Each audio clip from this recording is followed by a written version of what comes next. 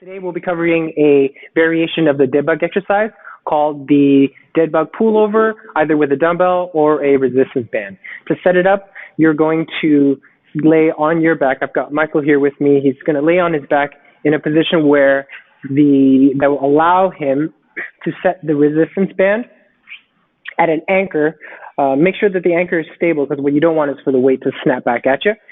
And then Michael's going to take both his hands over weight, grab onto each of the handles, and making a fist with both hands, turn them into a neutral grip, and punch both arms straight up to the ceiling and down, just in a perpendicular fashion from his shoulder to his fist.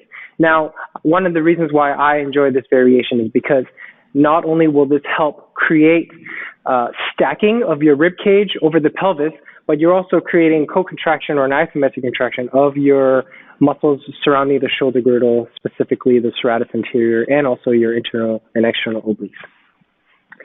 This first step is the first part of the exercise.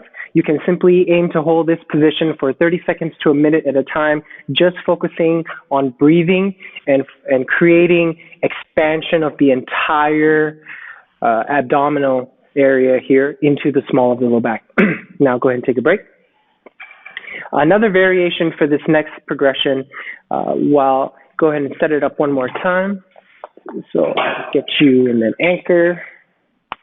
Assuming, neutral grip, punch both arms to the wall and pull the band so that it's perpendicular to the shoulders.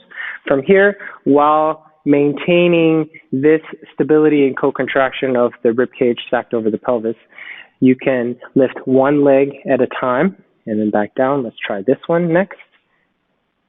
And back down again. So Michael's doing a really great job with maintaining this expansion, or what we like to call intra-abdominal pressure, through the entire chest and rib wall while lifting and lowering his leg. Some common faults you want to look for is hiking of the shoulder to, as it gets fatigued, you can either see hiking of the shoulder to the ear, or you can see this open scissor pattern with regard to whether one side or the other side does the lifting and lowering. And this is the variation and progression of the dead bug exercise with a resistance band. Go ahead and let go of that band there, nice and easy. We're going to now transition into a different version, same goal, but with a dumbbell instead. So I'm going to give you the dumbbell. You're going to hold the dumbbell on both sides, keeping the elbows close to the body.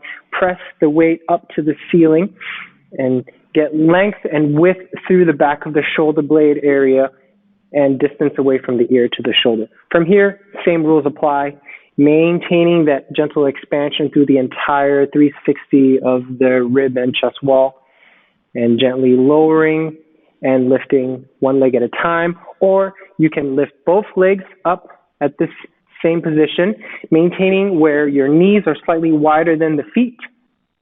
And from here, while pressing the weight overhead, you can gently go into a flexion or a slight overhead and back into neutral pattern. This is very similar to a dumbbell pullover exercise to address serratus anterior and lat, but we're getting all of that on top of maintaining this gentle connection through the rib cage, stacking over the pelvis. And this is the banded or resisted variation of the dead bug exercise. Have a fun time practicing. Thanks.